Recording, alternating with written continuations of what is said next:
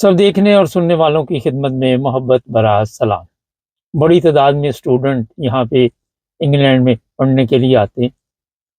جو کیس آج آپ کو بتانے لگا ہوں وہ بڑا ایک اہم کیس ہے۔ ہوتا یہ ہے کہ جب یہاں سے ٹریول کرتے ہیں پاکستان کے لیے چھٹیوں میں یا کسی ایمرجنسی میں اور واپس آتے ہیں تو ان کو روک لیا جاتا ہے ایئرپورٹ پہ۔ اسی طرح پاکستانی ایک لڑکے کو روک لیا گیا اور پیسے تو اس کے پاس اتنے نہیں تھے، کوئی 2,500 کے قریب پاؤنڈ تھے، مگر جب کسٹم والوں نے پیسے گنے تو دوسرا سوال ان کا یہ تھا کہ آپ کام کیا کرتے ہیں، اور یہ بڑا ایک اہم سوال۔ یہ جب پوچھا گیا اس سے تو اس نے بتایا کہ میں اسٹوڈنٹ ہوں۔ جیسے ہی اس نے اسٹوڈنٹ کا بتایا اسی وقت مکمل اس کی تحقیق شروع ہوگی ایئرپورٹ۔ یہ انگلینڈ ایئرپورٹ کی بات سنا رہا ہوں۔ اب رقم نہیں اتنی بڑی، مگر وہ انکوائری اس لیے ہوئی کہ اسٹوڈنٹ ویزے پہ تھا۔ پھر امیگریشن والوں نے اس کی پروٹوکول لی، وہاں پہ ہیئرنگ ہوئی اور اس سے پوچھا کس کالج میں جاتے ہو آپ۔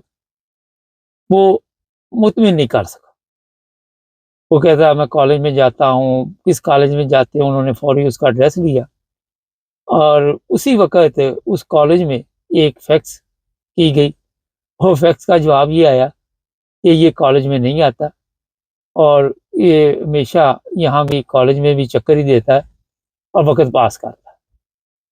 جیسے ہی امیگریشن والوں کے ہاتھ ہے اس کی وہ فیکس آ گئی کالج کی، انہوں نے جناب کہا کہ آپ کو بھیجیں گے واپس۔ اب یہ لڑکا بیچارہ کہنے لگا کہ میرا فیوچر جو ہے وہ برباد ہو جائے گا اور مجھے آپ ایک موقع دیں، میں اپنے آپ کو ٹھیک کر لوں گا۔ لیکن جو امیگریشن والی خاتون تھی اس نے کہا جی نہیں، اب آپ جاؤ گے پاکستان، اور پھر اسے واپس پاکستان بھجوا دیا گیا۔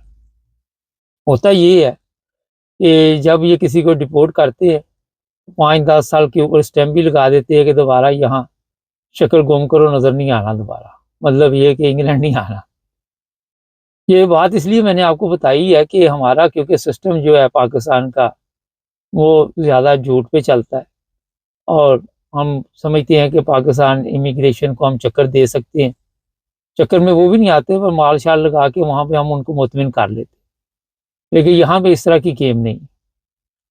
اور جب آپ یہاں پہ آئے ہوئے ہیں آپ انگلینڈ، اس لیے میں یہ پروگرام ضروری سمجھا کہ یہاں پہ بڑی تعداد میں کارروائی کی جا رہی ہے، چھاپے پڑ رہے، ان لوگوں کی پکڑ دکڑ شروع ہے۔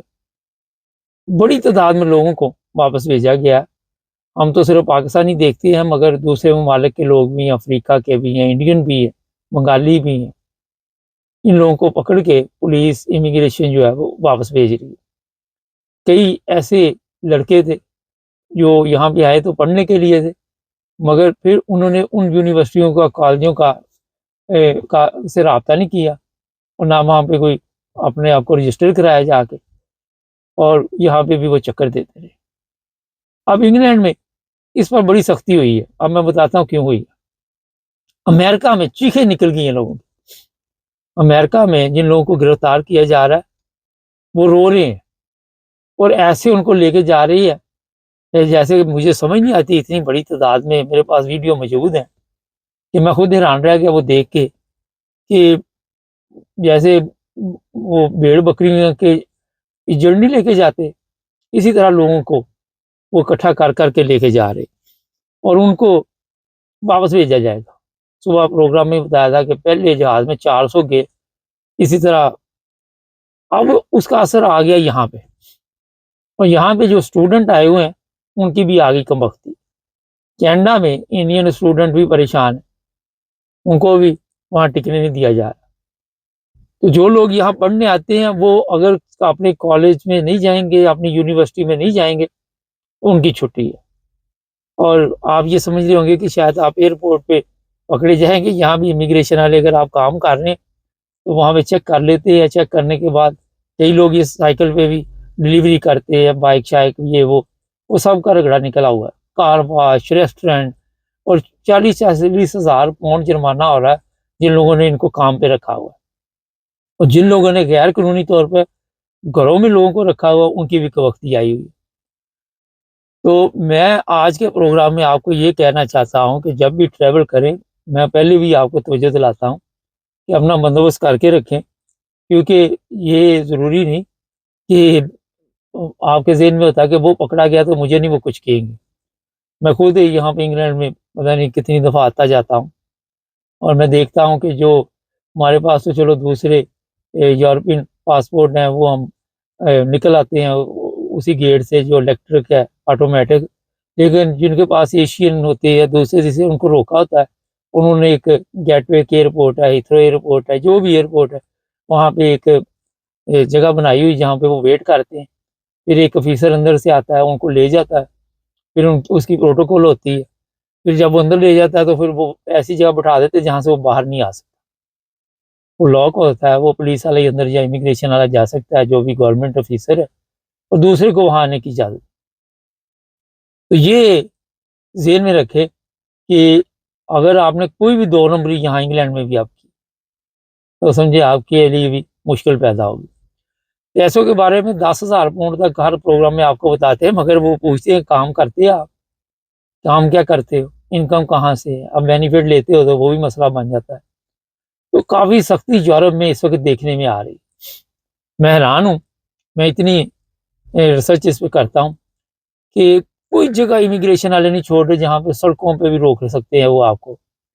یہ آپ ڈلیوری دینے جا رہے ہیں تو آپ کے ذہن میں ہوگا کہ پولیس کی گاڑی آ کے روکے گی، وہ سول میں لوگ ہوتے ہیں جو آپ کو روک کے پھر آپ کی انکوائری شروع کر دیتے ہیں، اور پھر وہ چیزیں بھی جو ہے وہ قبضے میں لے لیتے ہیں اور آپ کو پولیس اسٹیشن لے جاتے ہیں۔ تو یہ حالات اس وقت انگلینڈ کے جو ہے وہ کافی خطرناک ہیں۔ وہاں سے لوگ بھاری تعداد میں پیسے دے کے یہاں آتے ہیں، کئی ورک پرمٹ بھی آتے ہیں، مگر وہ بھی ایک فراڈ ہے۔ اس پر بھی کسی دن پروگرام کریں گے، لیکن ابھی اس کے ساتھ ایک اور بھی پروگرام آپ کو دکھاتے ہیں، وہ بھی دیکھیں اور یہ بھی دیکھیں تاکہ آپ کو پتہ چلے کیا حالات چل رہے۔ جڑے سب دیکھنے اور سننے والوں کی خدمت میں محبت برا سلام۔ ناظرین، جرمنی میں اس وقت کھلبلی مچی ہوئی ہے۔ ہوا یہ ہے کہ جیسا کہ کل بھی ہم نے آپ کو بتایا تھا کہ وہاں پہ جو غیر ملکی آئے ہوئے ہیں، خاص کر سیاسی پناہ والے، انہوں نے جو لوگ وہاں پہ پرامن ہیں ان پر حملے کرنے شروع کیے ہوئے۔ یہ کوئی پہلا حملہ نہیں، لیکن اس حملے میں جو سب سے تکلیف دہ بات ہوئی ہے، دوسرے لوگوں کے ساتھ ساتھ ایک 2 سالہ بچے کی جان بھی چلی گئی۔ اور اس وقت سوشل میڈیا جو بھی چینل آپ لگائیں گے اس پہ یہی خبر چل رہی ہے۔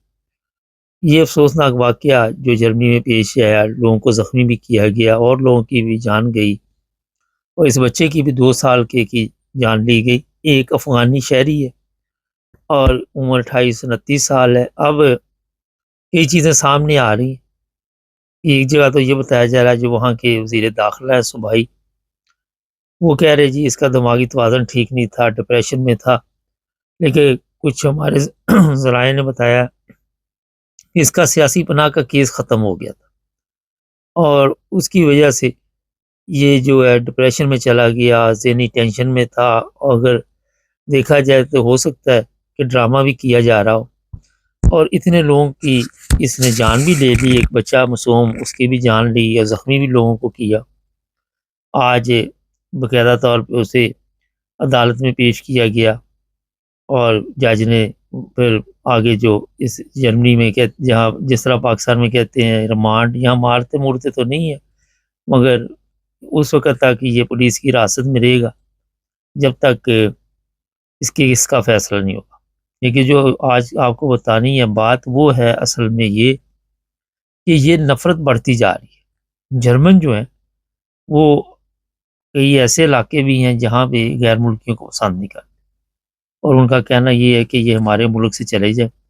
اور جو اس سے افسوسناک بات ہے کہ جو پارٹیاں سیاسی پناہ کے حق میں تھی کسی زمانے میں، اب آہستہ آہستہ وہ بھی ان کے خلاف ہو گئی، اور ان کی بھی یہی اس وقت جو بھی الیکشن میں مہم چل رہی ہے وہ یہی ہے کہ ہم ان کے لیے سخت قوانین بنائیں گے اور ان کو ان کے ممالک میں بھیجا جائے گا۔